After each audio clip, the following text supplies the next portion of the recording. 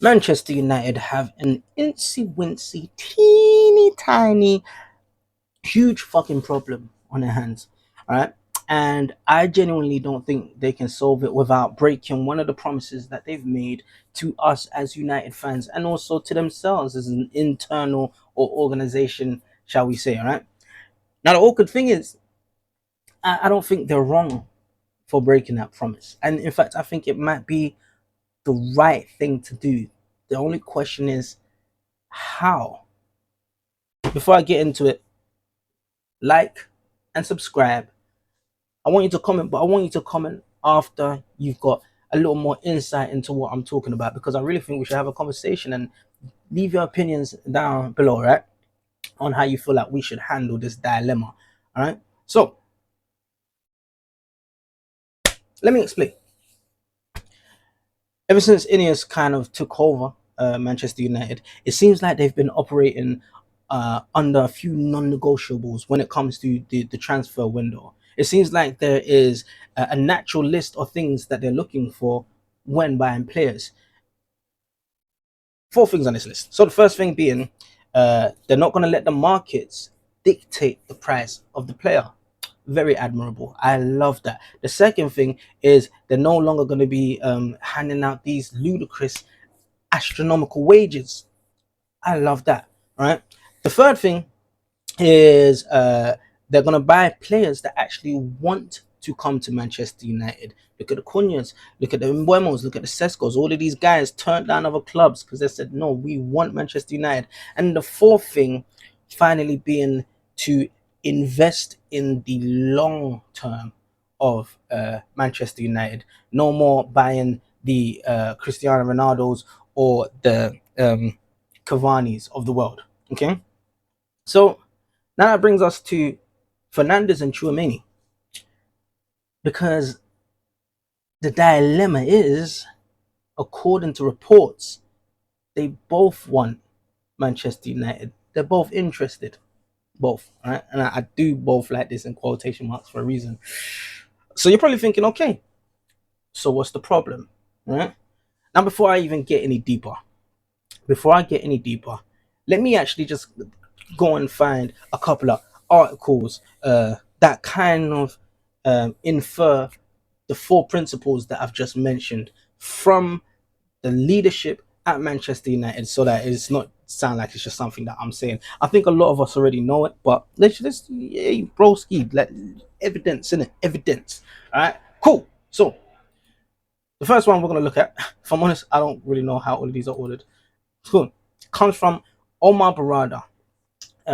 This year, this is the most recent interview, and this is with I don't even remember who, but it says it's titled "Barada Explains Summer Transfer," and he's speaking on a podcast. It does say podcast there, the Manchester United podcast. All right, so Manchester United Chief Executive Officer Omar Barada has shared an insight into recruitment plans for the men's first team during the 2026 summer transfer window. And he speaks about, we're going to do this, and I think the template needs to be that, and blah, blah, blah, yada, yada, yada. And all of that stuff there. All of that stuff is wonderful. But I want to bring our attention to a very specific part in this interview, where he says, in some cases, we may decide to make an investment knowing it's the right thing for not just the next 2 or 3 years, but the next 10 years.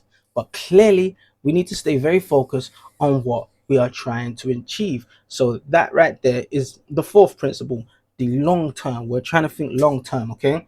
Then he says it's very important that you don't let the markets or the agents dictate what we should be doing. Okay, that's the first principle. Now, this isn't the first time they've spoken like this.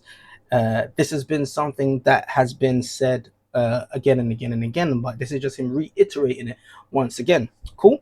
And I guess this right here, particularly when it comes to the importance of the agents dictating the market or the prices and stuff like that. That one there is kind of specifically for Matheus Fernandes in this think piece that we're doing here, because West Ham are asking for 80 million. That's the asking price. I know a lot of us already know this. I'm just trying to establish a frame of thinking, or sorry, establish a foundation so that we can really think about what's going on. All right.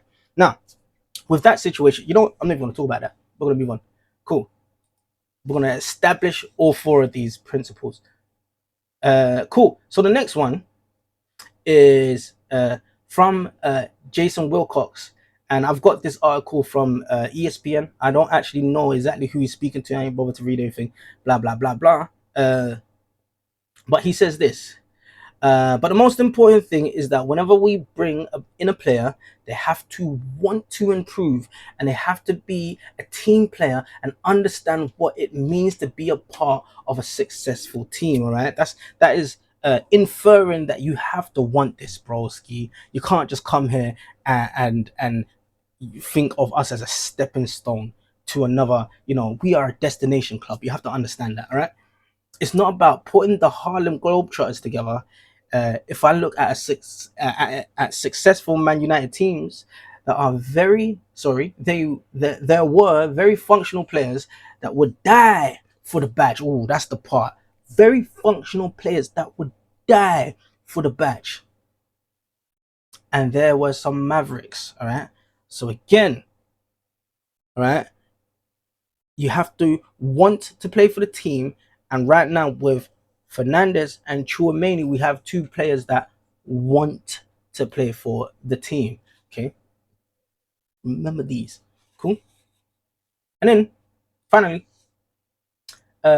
coming from Jim Ratcliffe himself, where he mentions, I don't remember what it is that he was, who it was that he was speaking to, but he speaks about.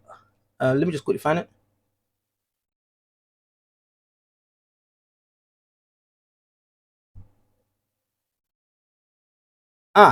Right here, where he says, I'd rather find, oh, whoopsie, I'd rather find the next Mbappe rather than spend a fortune to buy success. It's not that clever to buy Mbappe. Anybody could figure that one out, right? And that right there's me hearing him say, listen, man, we're not looking for the end product. We're looking for the potential. And if we can find the potential, all right, the potential will pay off uh, in an astronomical and extraordinary way as time progresses, right? And there's a lot of logic to that. Cool. That's what we have to work with when we're looking at the principles. All right. I think I've covered every principle. Um, I don't think I covered the one about the wage bill. Listen, man, I don't really know if it's in any article, but we know that they've said that somewhere in it. I ain't got that article up. I ain't bothered to look for it. Cool. So now we have Fernandes and we have Tchouaméni. Okay. At least these are the two names that are on the top of our shortlist. Okay. The most prevalent names. Now, personally, I want the player that wants Manchester United the most. All right. And from what I'm hearing, all right, is Matheus Fernandes wants Manchester United. That is the team that he prefers to be at. That is a team that he I don't know if that was one of his boyhood clubs, but apparently, you know, there's all this talk about him admiring Bruno Fernandes and all of that stuff there. However, West Ham are asking for 80 million for him. All right. Now we got a dilemma. We got the player that wants to come, but then we got the market slash agent or whoever it is trying to dictate the price. I don't know if you think Matheus Fernandes in his current state is worth 80 million. That's a conversation we'll have a little bit later. On the other hand, though, there's Tchouaméni. All right. He is way more established. Pardon me. He's older. I believe he's 26 or something like that. And he supposedly wants Manchester United. Okay. The reports are saying that he's saying, hey, look, man, I'm happy at Real Madrid. Right. But I could see myself at Manchester United. I don't know. That is just not enough devotion to me. That's just me, innit? That's just me. I would be happy to have Tchouaméni. Don't get twisted. But if we're doing an either or thing, I know what my either is. I know what my or is. That sentence didn't make sense. Cool. But not only that, we don't know what the transfer wage would be, right?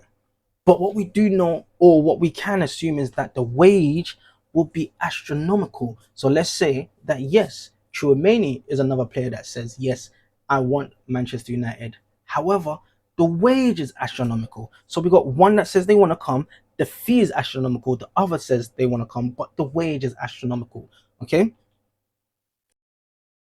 Now the issue is, okay, when it comes to Fernandes, all right, I'm not even gonna, I'm gonna take Tchouaméni, I'm gonna put him aside for a moment. When it comes to Fernandes, there's a couple of factors that are at play here. First and foremost, he's young, he's really good. He's been relegated twice, so he's been in two relegation teams. But even when he was in those relegation teams, he was the standout player. All right, and with him being relegated, or West Ham being relegated, you think that Manchester United or any team could just go knock on the door and be like, "Hey man, here's a little bit of change from my pocket. Give us that one," and that'd be the end of it. But no, West Ham had their chest high. No, we want 80 million for him. Oh, we want 80 million for him. Okay, now we're confident that no, yeah, or as we as fans are like, no, we ain't doing that. Then comes Tottenham saying, hey, we want him too, and we will pay the asking price. All right, at least that's what I heard. I don't know if it's entirely true. Okay, Tottenham are saying they want to pay the asking price. Crazy, and in our heads we're like, nah, but he wants to come, and you know what? If we pay the asking price and whatever it is, he's gonna pick us, maybe, However, Tottenham hasn't submitted a bid yet, which I might have to double check and see if that's true. But let's just say they ain't. The problem is now is that West Ham aren't as desperate as we thought. There was some shake up in their power structure where one of the shareholders sold some shares to another shareholder due to some legal shit we ain't gonna get into, and through that sale, they've been given a cash injection of 90 million pounds to help clear off, all right, and this is important, to help clear off 100+ million debt that they have in it. So you get to understand why they needed that astronomical fee for that one player. They got some debts to pay. They got some bills to pay. All right. Now we're no longer in a position where we can just be like, you know, um, take what we give you, and it is what it is. Who cares? Type thing. Now we got to be a little more tactful. We got to be a little more diligent with how we go about making this purchase. Now, I'm saying, look, man, do not make a bid until the final hour. Wait for Tottenham to show their hand, all right, and then we'll make our bid. If Tottenham does not show their hand, wait till the last freaking minute, because West Ham are gonna have to sell. They're in debt. The player wants to leave. They've just gotten relegated. You know what I mean? They're gonna need some change.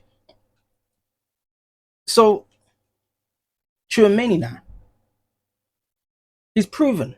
I think that's the other thing with Matheus Fernandes that we ain't really, how proven is he? He's really good, all right, but he's been relegated twice.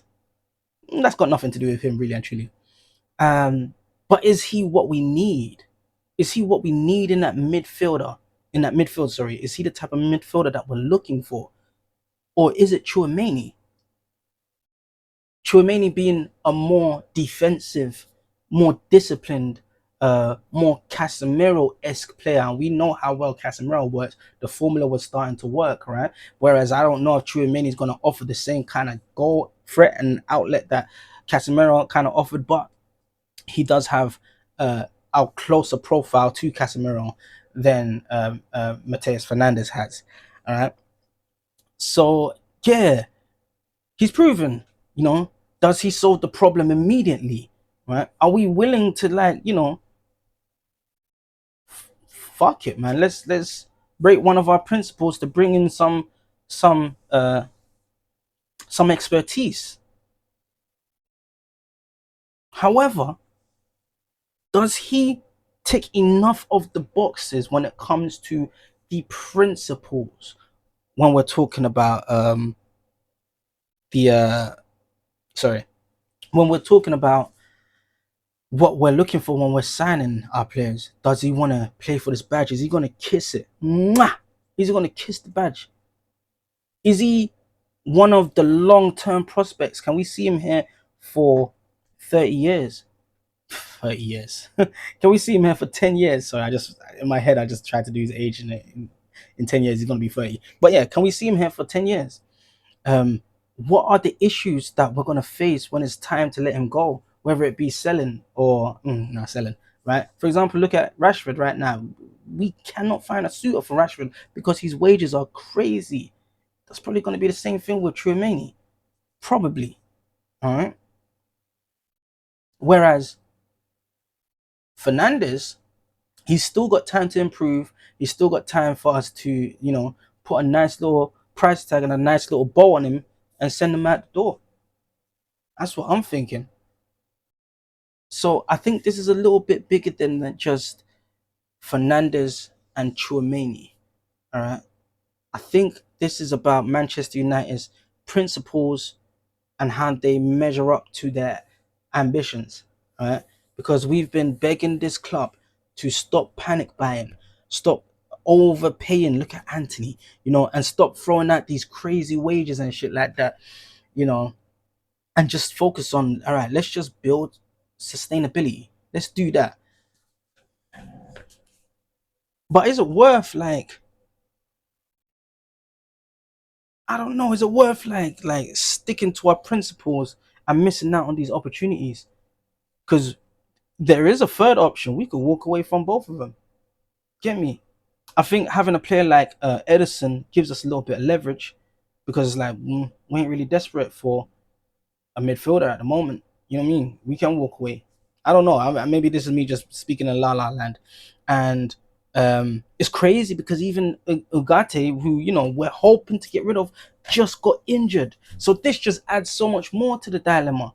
Like, are we even going to be able to recoup the funds?